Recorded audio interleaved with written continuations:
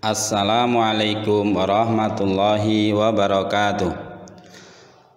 Selamat berjumpa lagi anak-anakku semuanya yang saya cintai, yang saya banggakan. Kali ini kita akan belajar fikih kelas 4 untuk Madrasah Ibtidaiyah, yaitu bab 2. Kita akan belajar tanda-tanda balik. Nah, tanda-tanda balik itu ada dari sikap spiritual, sikap sosial, pengetahuan, dan keterampilan. Sikap spiritual itu dibagi menjadi mematuhi perintah syariat, menjauhkan diri dari perbuatan yang melanggar syariat. Sedangkan sikap sosial yaitu tanggung jawab dan mawas diri. Untuk pengetahuan yaitu menganalisis tanda balik laki-laki dan perempuan, memahami konsekuensi balik. Untuk keterampilan yaitu membuat resolusi dari dalam menghadapi usia balik, mempresentasikan resolusi dari yang mempresentasikan resolusi diri yang dibuat. Baiklah anak-anakku semuanya, selanjutnya coba anak-anakku melihat gambar yang ada dalam video ini. Kamu lihat dengan seksama, ini adalah gambar anak yang belum balik. Yang pertama ada anak yang baru tidur, masih kecil, masih bayi. Terus ada anak-anak yang lagi main di atas pasir. Terus lagi ada anak yang lagi duduk manis. Nah itu. Nah, gambar apa yang terlihat? Apakah menurutmu anak-anak di dalam foto tersebut sudah diwajibkan sholat dan puasa oleh Allah Subhanahu wa Ta'ala? Tentu tidak, bukan. Allah Subhanahu wa Ta'ala adalah zat yang maha bijaksana. Aturan-aturan dalam agama Islam diatur sedemikian rupa sehingga tidak memberatkan umat Islam sendiri. Misalnya dalam aturan ibadah, siapa saja yang wajib menjalankan ibadah-ibadah tersebut diatur dengan sangat adil oleh Allah Subhanahu wa Ta'ala.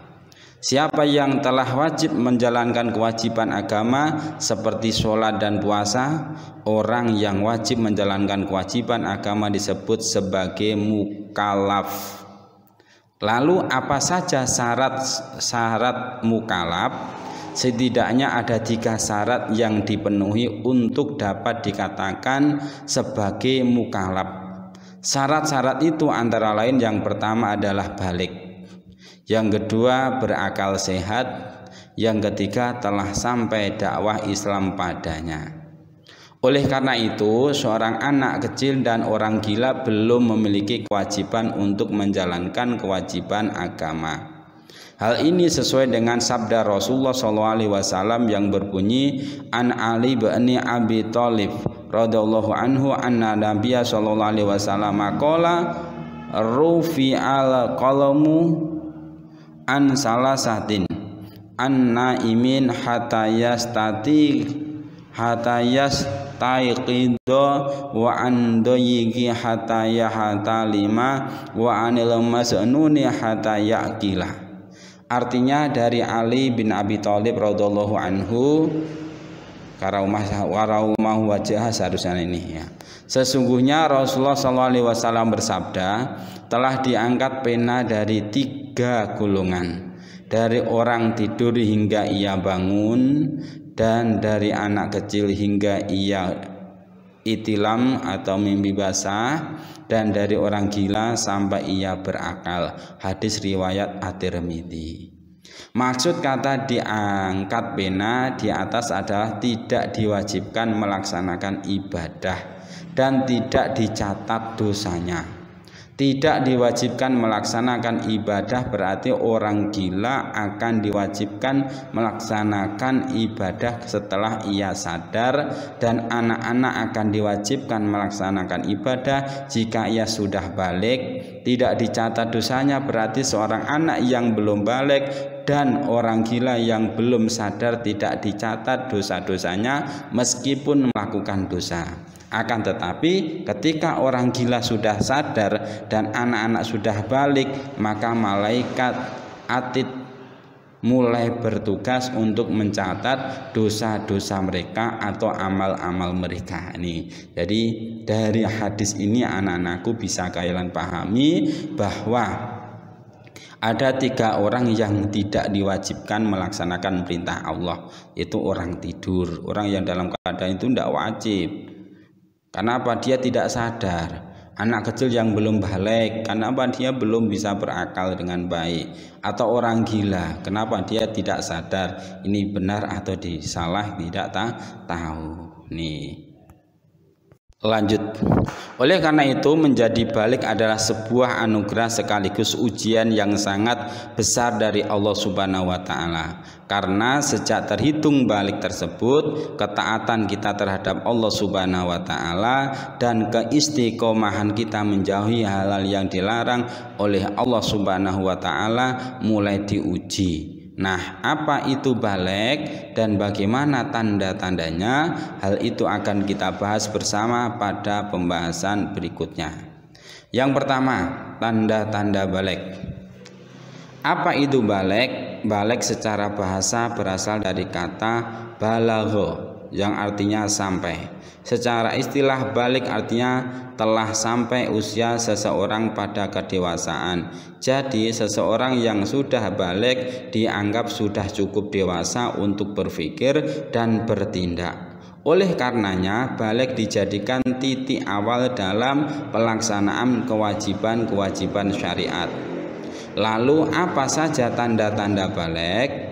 Tanda-tanda balik berbeda antara laki-laki dan perempuan. Adapun tanda balik yaitu yang pertama untuk perempuan ini ya, haid untuk anak perempuan yang berusia minimal 9 tahun. Ini minimal 9 tahun. Jadi untuk 7 tahun, 8 tahun mungkin belum haid. Rata-rata 9 tahun ke atas baru haid. Nah, apa itu haid nanti baru kita jelaskan. Yang B, ihtilam atau mimpi basah untuk laki-laki yang berusia minimal 9 tahun. Ini biasanya mimpi yang mengeluarkan cairan ya nanti.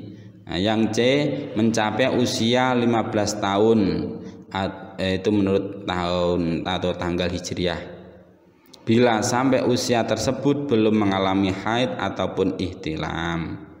Itu jadi kalau misalnya kok sudah umur 15 tahun ada anak perempuan kok belum haid, itu tetap diwajibkan melaksanakan perintah Allah, meninggalkan larangan Allah. Karena apa, nanti sudah masuk balik. Atau anak laki-laki sudah umur 15 tahun kok belum pernah mimpi basah. Walaupun belum pernah mimpi basah, tetap itu dimasukkan kategori seorang balik. Melihat tanda-tanda balik seperti atas, dapat kita simpulkan bahwa setiap orang baik laki-laki maupun perempuan pasti akan mengalami masa balik, baik diawali dengan haid atau ihtilam ataupun tidak. Lalu bagaimana jika ada anak perempuan yang usianya kurang dari 9 tahun mengeluarkan darah dari kemaluannya? Bisakah hal itu disebut haid? Nah, pembahasan tentang hal ini akan kita ulas bersama-sama pada sub-sub berikutnya. Nah, sekarang anak-anakku, untuk mengetahui kemampuan kalian dalam apa itu mendeteksi atau pengetahuan kalian tentang balik. Nah, sekarang coba pilih pernyataan di kolom sebelah kanan untuk dipasangkan secara tepat pada pernyataan di kolom sebelah kiri. Nih, nomor 1 pernyataannya, orang yang wajib menjalankan kewajiban syariat itu disebut apa? Jawabannya. Yang kedua, syarat mukalaf itu apa? Yang ketiga, tanda balik seorang perempuan itu apa? 4, usia minimal seorang wanita mengalami haid itu berapa? Yang kelima, salah satu orang yang tidak dikenai kewajiban agama itu siapa? Tuh, jadi kalian untuk berlatih. Yang B, sekarang kita akan bahas tentang haid. Sebagaimana telah kita ketahui bahwa salah satu tanda balik bagi perempuan adalah haid. Apa itu haid? Dan apa saja hal-hal yang berhubungan dengannya? Nah, pada sub bab ini kita akan membahas pengertian waktu terjadinya haid serta hal-hal yang dilarang bagi seorang wanita yang sedang haid. Nah, ini penting bagi anak-anakku perempuan. Pengertian haid. Apa yang dimaksud atau yang disebut dengan haid? Secara bahasa, haid artinya aliran atau sesuatu yang mengalir. Sedangkan secara istilah, haid adalah darah yang keluar dari rahim seorang wanita pada waktu-waktu tertentu yang bukan karena disebabkan oleh suatu penyakit atau karena melahirkan. Warna darah haid biasanya merah kehitaman dan agak kental. Nih, jadi pengertiannya haid itu seperti itu. Nah, kapan waktunya terjadinya haid? Nah, apakah kamu tahu lama waktu haid? Waktu minimal haid adalah sehari semalam. Umumnya haid terjadi selama 6-7 hari dan maksimal lama waktu haid adalah 15 hari, 15 malam. Sementara itu waktu minimal suci antara dua haid adalah 15 hari 15 malam. Selain itu usia wanita yang haid minimal 9 tahun sampai ia menopause atau sekitar umur 50 tahun. Nah, melihat ketentuan waktu haid seperti di atas, jika ada seorang perempuan yang mengeluarkan darah dari kemaluannya dalam waktu kurang dari 24 jam atau lebih dari 15 hari 15 malam, maka darah yang keluar tidak bisa disebut darah haid. Begitu juga jika ada seorang wanita yang suci dari haid belum sampai 15 hari namun sudah mengeluarkan darah kembali, maka darah tersebut juga tidak bisa disebut darah haid. Lalu jika darah tersebut tidak bisa disebut sebagai darah haid, maka disebut darah apa? Nah, ini kalian harus memahaminya, terutama anak-anakku yang perempuan.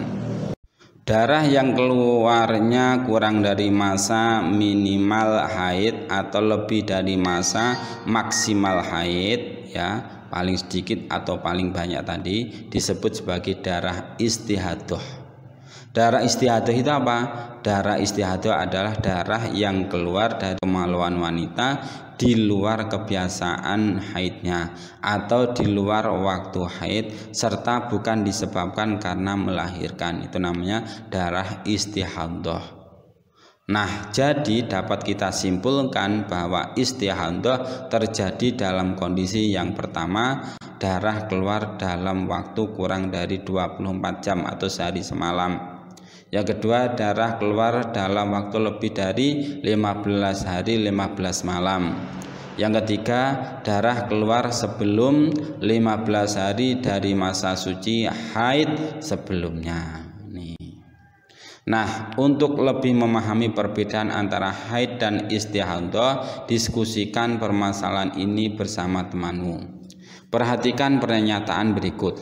Anna adalah seorang siswa kelas 2 di sebuah madrasah ibtidaiyah. Usianya baru 7 tahun. Suatu hari keluar darah dari kemaluannya selama 5 hari. Yang kemudian Indri adalah seorang anak perempuan berusia 12 tahun.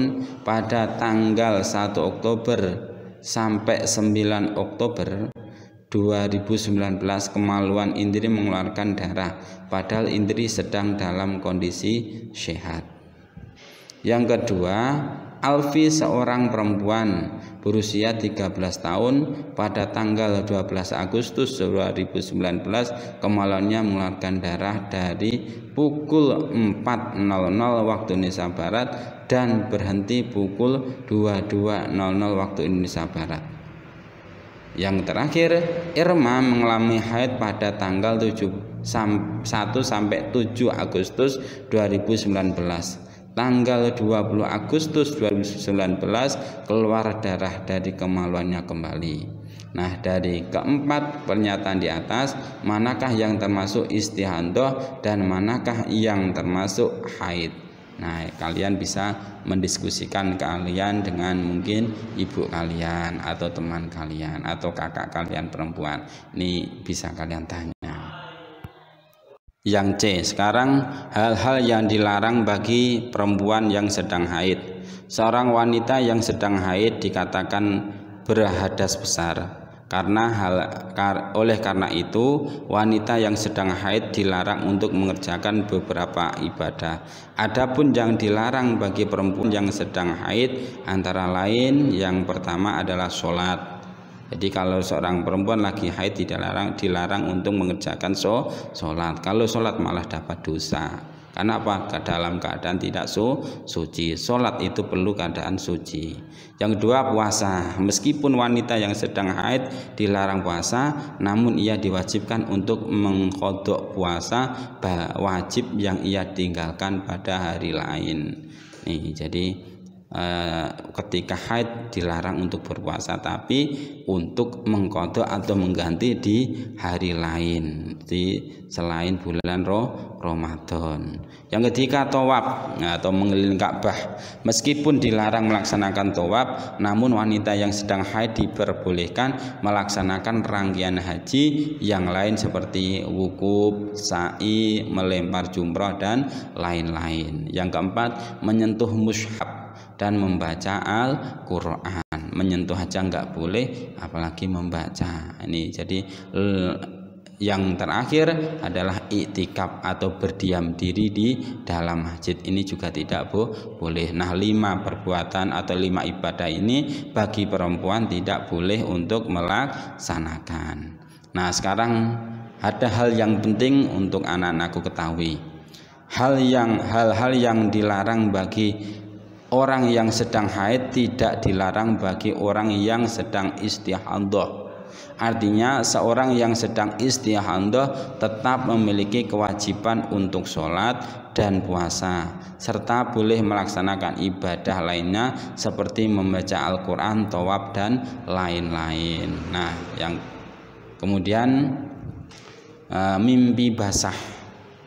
Nanti ini untuk atau ihtilam. Kita akan belajar tentang mimpi basah atau ihtilam. Ini biasanya yang dialami oleh seorang laki-laki. Yang pertama atau A, terjadinya mimpi basah. Mimpi basah terjadi ketika seorang laki-laki tidur kemudian saat bangun sudah mengeluarkan mani atau sperma.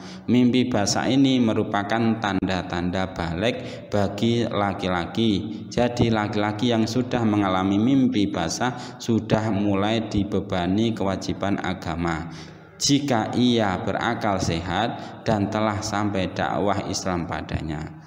Mimpi basah merupakan sebuah hadas besar. Orang yang masih mempunyai hadas besar disebabkan mimpi basah disebut sebagai junub. Nah, yang B, hal-hal yang dilarang bagi orang yang sedang junub yaitu mengalami mimpi basah, yaitu hal-hal yang dilarang bagi seorang yang sedang junub hampir sama dengan hal-hal yang dilarang bagi wanita yang sedang haid.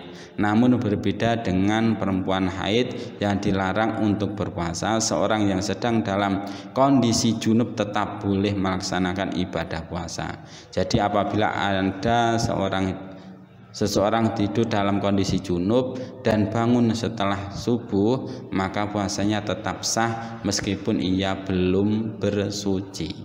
Adapun hal-hal yang dilarang bagi orang yang sedang junub antara lain yaitu hampir sama tadi, yaitu sholat, yaitu tawaf atau melihat Ka'bah, menyentuh mushaf dan membaca Al-Quran, iktikaf berdiam diri di masjid dengan tujuan niat untuk melakukan ibadah bila sekedar melintas masih diperbolehkan. Ini jadi hal-hal yang dilarang bagi seorang laki-laki yang junub itu hampir sama dengan hal-hal yang dilarang oleh seorang perempuan yang lagi haid, cuman dibedakan ketika menjalankan puasa.